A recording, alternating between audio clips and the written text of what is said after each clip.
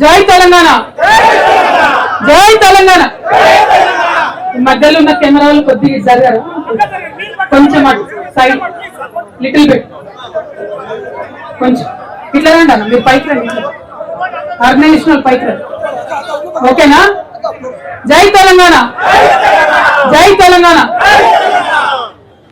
వేదిక మీద ఉన్నటువంటి సెంట్రింగ్ యూనియన్ కి సంబంధించినటువంటి అధ్యక్షులు గౌరవనీయులు కృష్ణ అన్న గారికి, అదేవిధంగా జనరల్ సెక్రటరీ చాంద్ పాషా అన్న గారికి, వైస్ ప్రెసిడెంట్ గారికి శ్రీనివాస్ రెడ్డి గారికి, అట్లానే చైర్మన్ గారు పరశురామ్ రెడ్డి గారికి, కోశాధికారి విష్ణువర్ధన్ రెడ్డి గారికి, ఉపాధ్యక్షులు శ్రీనివాస్ రెడ్డి గారికి, ఆర్గనైజింగ్ సెక్రటరీ ఆకుల ప్రవీణ్ గారికి, మరొక ఆర్గనైజింగ్ సెక్రటరీ కనకరాజు గారికి, మరొక ఆర్గనైజింగ్ సెక్రటరీ మహమ్మద్ అహ్మద్ గారికి, మరొక ఆర్గనైజింగ్ సెక్రటరీ మీర్జా షౌకత్ బేగ్ గారికి, మరొక ఆర్గనైజింగ్ సెక్రటరీ టి పల్గొన్ రావు గారికి, మరొక ఆర్గనైజింగ్ సెక్రటరీ రుక్మాంగదరావు గారికి, అదేవిధంగా ఇవాళ ఈ వేదిక మీద సెంట్రింగ్ కార్మికులు, సెంట్రింగ్ కాంట్రాక్టర్ల సమస్యలను పరిష్కరించుకోవడానికి నిన్నటి నుండి దీక్షలో కూర్చున్నటువంటి, మాల వేసుకొని దీక్షలో కూర్చున్నటువంటి అన్నలకు అందరికీ కూడా హృదయపూర్వకంగా నా నమస్కారాలు తెలియజేస్తున్నా. జై తెలంగాణ, జై సెంట్రింగ్, జై సెంట్రింగ్. ఇదో నేను మంచిదాన్ని కాదు, జై సెంట్రింగ్ అన్నప్పుడు చేయి గట్టిగా తలన్నారు. జై సెంట్రింగ్, జై సెంట్రింగ్. అందరికీ నమస్కారాలు. ఇవాళ హైదరాబాద్ మహానగరం ఎక్కడ చూసినా కూడా అందమైన అద్దాల మేడలు, 20 అంతస్తులు, 30 అంతస్తులు, 40 అంతస్తుల బిల్డింగ్లు చాలా పెద్ద ఎత్తున వచ్చినాయి. మరి ఆ బిల్డింగ్ ఏది కావాలన్నా, ఆ బిల్డింగ్ నిలబడాలన్నా, ఆ బిల్డింగ్ లో చిన్న పని జరగాలన్నా కూడా మరి కంప్లీట్ గా 3, 4, 5 అంతస్తుల వరకు కూడా తాళ్ళు కట్టుకొని గాల్లో వేలాడుతూ సెంట్రింగ్ పనులు చేస్తున్నటువంటి మీ అందరికీ కూడా హృదయపూర్వకంగా నమస్కారాలు తెలియజేస్తా ఉన్నా. ఎందుకంటే కనబడేటటువంటి అద్దాల మేడలు మా సెంట్రింగ్ కాంట్రాక్టర్లు, కార్మికులు లేకపోతే ఆ అద్దాల మేడలు లేవన్న విషయం చాలా వాస్తవమని ఈ సందర్భంగా తెలియజేస్తా ఉన్నాం. మరి మనం లేనప్పుడు ఆ బిల్డింగే కాదంటే ఆ బిల్డింగ్ కోసం, ఆ పనుల కోసం జరిగేటటువంటి అగ్రిమెంట్ లో కూడా మన పేరు ఉండాలని నేను బలంగా నమ్ముతా ఉన్నా. మేస్త్రితో ఏదైతే అగ్రిమెంట్ చేసుకున్నప్పుడు ఒక ప్లంబర్ కావచ్చు, ఒక ఎలక్ట్రీషియన్ కావచ్చు, ఒక ఫ్లోర్ ఎస్టోల్ కావచ్చు, ఒక పిఓపి ఎస్టోల్ కావచ్చు, మరి వాళ్ళందరి పేర్లు పెట్టుకొని అగ్రిమెంట్ చేస్తున్నారు. కానీ మన సెంట్రింగ్ వాళ్ళ పేరు పెట్టి మాత్రం అగ్రిమెంట్ చేస్తలేదు. ఇంకొక ముఖ్యమైన విషయం ఏంటంటే, గట్టిగా స్టడీ చేసిన మరి ఇంత పవర్ఫుల్ మన వాళ్ళని చెప్తున్నారు, మరి వీళ్ళ సంగతి ఏందని స్టడీ చేస్తే వాస్తవానికి 10 నుంచి 15 లక్షల రూపాయల మెటీరియల్ పట్టుకొని మీరు పోయి ప్రతి బిల్డింగ్ లో పనిచేస్తున్నారు.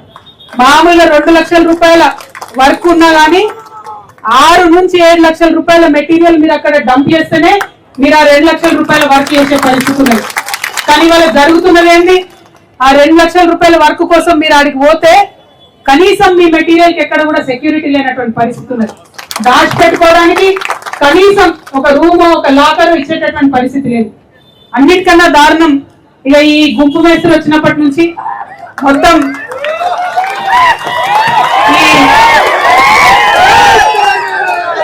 నాకు మీ మొత్తం ఉద్యమంలో నాకు బాగా నచ్చిన విషయం ఒకటి ఉన్నది. మేస్త్రి హటావ్, సెంట్రింగ్ బచావ్ అంటుంది. అట్లనే నేనేమంటా అంటే గుంపు మేస్త్రి హటావ్, తెలంగాణ బచావ్ అంట. ఎందుకంటే ఈ గుంపు మేస్త్రి గారు వచ్చిన దగ్గర నుంచి హైడ్రా వాళ్ళు, మున్సిపల్ వాళ్ళు కనీసం నోటీస్ ఇవ్వకుండా వచ్చి ఇల్లు కూలగొడుతున్న పరిస్థితి ఉంది. మరి ఇల్లు కూలగొడితే ఇల్లు గలైనకు ప్రాబ్లమే, కానీ ఆవులు కొట్లాడుకుంటే కొల్లేగలు ఇబ్బంది పడ్డట్టు ఇల్లు వచ్చి గవర్నమెంట్ వాళ్ళు కూలగొడితే సెంట్రింగ్ వాళ్ళు మధ్యలాగమయ్యే పరిస్థితి ఉన్నది. మొత్తం మీ సామాన్తో సహా అలా కంప్లీట్ గా పోతే కూడా కనీసం ఇల్లు గలైన ఇచ్చుడు కానీ, బిల్డర్ ఇచ్చుడు కానీ, ప్రభుత్వం మరి ఒక మాట ముందు సెంట్రింగ్ వాళ్ళకు మీ సామాన్ జర పక్కకు పెట్టుకుంటే మేము ఇల్లు కూడా కొట్టేదాని పరిస్థితి కూడా లేదు. మరి పోయినటువంటి ఆ సామాన్కి నష్టపరిహారం ఇచ్చే ఆలోచన కూడా చేస్తలేరు. కాబట్టి ఎన్ని రకాలుగా ఆలోచించినా ప్రతి సందర్భంలో పని చేస్తున్నది మీరు, ప్రాణాన్ని పణంగా పెట్టి 5-6 అంతస్తుల మీద గాల్లో ఊగులాడుకుంటూ వర్క్ చేస్తున్నది మీరు. కానీ ఇంతవరకు ప్రభుత్వం నుంచి ₹1 సాయం కూడా అందుతలేదు. చాలా దారుణమైన పరిస్థితి ఉన్నది.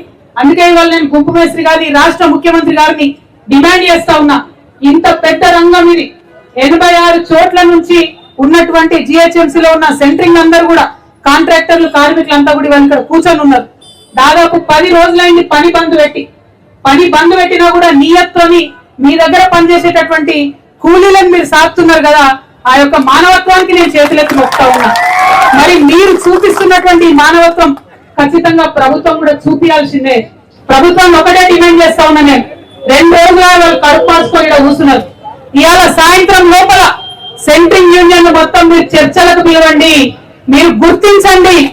చర్చలకు పిలిచి ముఖ్యమంత్రి పిలుస్తాడా, కార్మిక శాఖ మంత్రి పిలుస్తాడా, పిలిచి వాళ్ళు అడిగే డిమాండ్లు ఏం అడగండి. ఏం గొంతమ్మ కోరికలు లేవు, చిన్న చిన్న విషయాలు అడుగుతున్నారు. ఏమడుగుతున్నారు?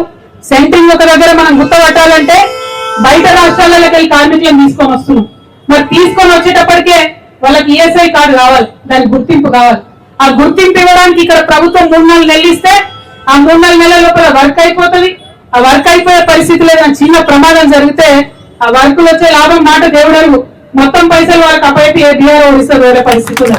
మరి అట్లా చేయకుండా ఇమీడియట్ గా బయట నుంచి వచ్చేటటువంటి కార్మికులకు ఈఎస్ఐ కార్డు ఇవ్వాలని అంటున్నారు. ఎందుకోసం ఈఎస్ఐ కార్డు అడుగుతున్నారు? నిజంగా కూడా వెళ్ళని జీవితాలు. ఈ పని తప్ప ఇంకో పని రాదు కాబట్టి, ఈ పనులనే ఉంటున్నాం, ఈ పని నేర్చినాం కాబట్టి ఇదే పట్టుకునే ఉన్నాం. కానీ నిజానికి పెద్ద ప్రాఫిట్ అయితే వస్తలేదు. అయినా ఎందుకు చేసుకుంటూ ఇంకో 10 మందిని బతికిస్తున్నారు.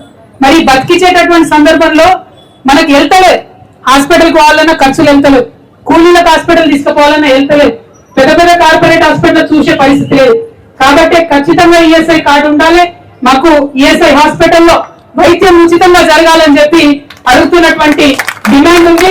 అదేమి గొంతమ్మ కోరిక కాదు, అది మొదటి డిమాండ్ గా పెట్టిండ్రు. దాన్ని ఖచ్చితంగా ప్రభుత్వం ఆమోదించాలని మీ తరఫున మీ చెల్లెగా నేను కోరుతా ఉన్నాను. అదే విధంగా ఇంకొక మాట అన్నారు, మరి మేస్త్రి పోయి కంప్లీట్ గా బేరం చేస్తున్నారు మీ తరఫున. ఒక్కొక్క స్క్వేర్ ఫీట్ కి మేస్త్రి 150, 180 నుంచి ఇప్పుడు 250, 300 దాకా కూడా బేరం ఆడుకునే పరిస్థితి వచ్చింది. ఇప్పుడు 400 దాకా కూడా పెరిగిందని కింద నుండి మా ప్రవీణ్ గారు చెప్తా ఉన్నారు. నేనేమంటున్నా అంటే మరి 400 పెరిగితే ఆ పెరిగిన దాంట్లో సెంట్రింగ్ వాటా ఎంత? ఇప్పుడు ₹30 ఇస్తున్నారు, ₹35 ఇస్తున్నారు. ఎక్కడన్నా కాంపిటీషన్ ఉన్న కాడ మనోళ్ళే ఒకరు 35 అంటే ఒకరు 32 అని చేసుకునే పరిస్థితి ఉంది, పని లేదు కాబట్టి. కాకపోతే మరి ఆ మేస్త్రీలే కూర్చోబెట్టి ₹51 అడుగుతున్నారు. అది వాజిబైన డిమాండే. ఖచ్చితంగా ₹51 ఇవ్వాలని చెప్పి నేను ప్రభుత్వాన్ని డిమాండ్ చేస్తున్నాను. మరి అది ఎప్పుడు సాధ్యమవుతుంది? మేస్త్రి చేతిలో మీ చుట్టుంటే సాధ్యం కాదు. ఎప్పుడు సాధ్యమవుతుంది? బిల్డర్ కావచ్చు, ఇల్లు గల ఆయన కావచ్చు, మిమ్మల్ని పిలుచుకొని మీతో మాట్లాడితే సాధ్యమవుతుంది. కాబట్టి అట్లా డైరెక్ట్ గా మిమ్మల్ని పిలిచి ₹51 పర్ ఎస్ఎఫ్టీ ఇవ్వాలనేటటువంటి డిమాండ్ ని చేస్తా ఉన్నాం. దాంతో పాటు ఇప్పుడు ఈఎస్ఐ కార్డు ఉన్నటువంటి వాళ్ళు ఏదన్నా ప్రమాదవశాత్తు మరణిస్తే ₹10 లక్షలు ఇస్తా ఉన్నారు.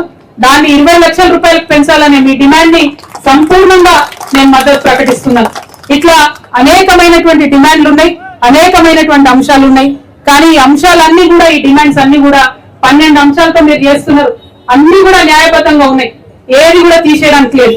ఇవాళ ఈ రాష్ట్రంలో తెలంగాణ రక్షణ సేన అనేటటువంటి పార్టీని పెట్టి నేను మీ ముందుకు వచ్చిన. నేను ఎక్కువ మాటలు చెప్పలే. ఏం చెప్పినా రేపటి నాడు తెలంగాణ రక్షణ సేన అధికారంలోకి వస్తే ఈ రాష్ట్రంలో ఉన్న ప్రతి ఒక్కరికి ఉచిత విద్య, ఉచిత వైద్యం రావాలనేటటువంటి ఆలోచనతో నేనున్నా. అది ప్రైవేట్ లో చదువుకున్నా సరే, ప్రైవేట్ హాస్పిటల్లో చూపించుకున్నా సరే ఉచిత విద్య, ఉచిత వైద్యం ఉండాలని చెప్పి నేను అనుకుంటా ఉన్నా. దానికోసమే నేను పనిచేస్తా ఉన్నా. రేపటి నాడు మీ దయ వల్ల నేను టిఆర్ఎస్ తెలంగాణ రక్షణ సేన అధికారంలోకి వస్తే మీ ప్రధాన డిమాండ్లు ఏవైతే ఉన్నాయో, మీకు ఈ హైదరాబాద్ లో 86 చోట్ల 1000 నుండి 2000 గజాల చోటు ఏదైతే అడుగుతా ఉన్నారో అది తప్పకుండా ఇస్తామని చెప్పి తెలియజేస్తా ఉన్నాను. అంతేకాకుండా హైదరాబాద్ విషయమే కాదు, ఇది ప్రతి మండల కేంద్రంలో కూడా మీరు విస్తరించాలి. ప్రతి మండల కేంద్రంలో కూడా సెంట్రింగ్ వాళ్ళు సంఘాలు పెట్టుకోవాలి. వాటిని అక్కడ ఉన్నటువంటి లేబర్ ఆఫీసర్లతో కూడా అనుసంధానం చేయాలని కూడా ఈ సందర్భంగా మేము ఆలోచన చేస్తా ఉన్నాం. మరి మీతో పాటు కలిసి ఖచ్చితంగా నడుస్తాం. హైదరాబాద్ నగరం నిర్మిస్తున్నటువంటి మీ అందరి జీవితాల్లో వెలుగులు నింపడంలో మీ అడుగునై నేను కూడా నడుస్తానని తెలియజేస్తూ మరి ముఖ్యమంత్రి గారికి ఒకటే ఒక హెచ్చరిక చేస్తా ఉన్నాం. ఇక్కడ నుంచి ఇవాళ ఇక్కడ వచ్చిన వాళ్ళు మొత్తం జిహెచ్ఎంసీలో 86 ఏరియాల నుంచి కాంట్రాక్టర్లు వారి దగ్గర పనిచేసేటటువంటి స్టాఫ్ లేబర్స్ అంతా కూడా వచ్చి ఉన్నారు. మరి మీరు మర్యాద కొద్ది వాళ్ళని ఇవాళ సాయంత్రం లోపల చర్చలకు పిలవండి, పిలిచి వాళ్ళకు ఉండేటటువంటి అంశాలన్నీ పరిష్కరించండి. లేదు కాదు కూడదంటే వాళ్ళు పంతం పట్టి ఏమన్నారు, మాది అయ్యేదాకా మేము కూర్చుంటామన్నారు. ఇవాళ వాళ్ళు ఒక్కరే కూర్చున్నారు. మీకు 2 రోజుల సమయం ఇస్తున్నాం, చర్చలకు పిలవకపోతే వాళ్ళతో నేను కూడా ఇక్కడ వచ్చి కూర్చుంటా. అది ఎన్ని రోజులైనా సరే మమ్మల్ని పిలిచేంత వరకు చర్చలకు సమస్యలు పరిష్కరించేంత వరకు కూర్చుంటాం. ఇక అట్లా కాదు ఇట్లా కాదు లొల్లి పెడతాం ఏం పట్టించుకోమని ముఖ్యమంత్రి గారు అనుకుంటే జిహెచ్ఎంసీ ఎన్నికలు తొందరలో వస్తున్నాయి బిడ్డ, కర్రు కాల్చి వాత పెడతారు మా సెంట్రింగ్ కార్యకర్తలను కూడా ఈ సందర్భంగా తెలియజేస్తూ మళ్ళొకసారి మరి ఇక్కడ ఇంత పెద్ద ఎత్తున పాల్గొన్నటువంటి సెంట్రింగ్ మిత్రులకు, దీక్ష చేస్తున్నటువంటి మా అన్నలకు అందరికీ కూడా విజ్ఞప్తి, పోరాడితేనే ఖచ్చితంగా ఫలితం వస్తుంది, పోరాడితేనే ఖచ్చితంగా గెలుపు వస్తుంది. ఒక మాట చెప్తారు, గెలిచినోడట గాడి గురించి చెప్పినా బానే ఉంటదట, ఓడిపోయినోడు భగవద్గీత చెప్పినా బాగుండదట. అంటే ఏదైనా పని మొదలు పెట్టామంటే గెలిచేదాకా కొట్లాడాలి. ఆ గెలిచేదాకా కొట్లాడేటటువంటి ధైర్యాన్ని, పంతాన్ని మీ గుండెల్లో నింపుకొని అట్లనే ఉండాలి. మీకు మద్దతుగా మేమందరం కూడా ఉన్నామని ఈ సందర్భంగా తెలియజేస్తూ మళ్ళొకసారి మీ అందరి కష్టాల్లో పాల్పంచుకునే అవకాశాన్ని నాకు ఇచ్చినందుకు నమస్కారాలు తెలియజేస్తూ జై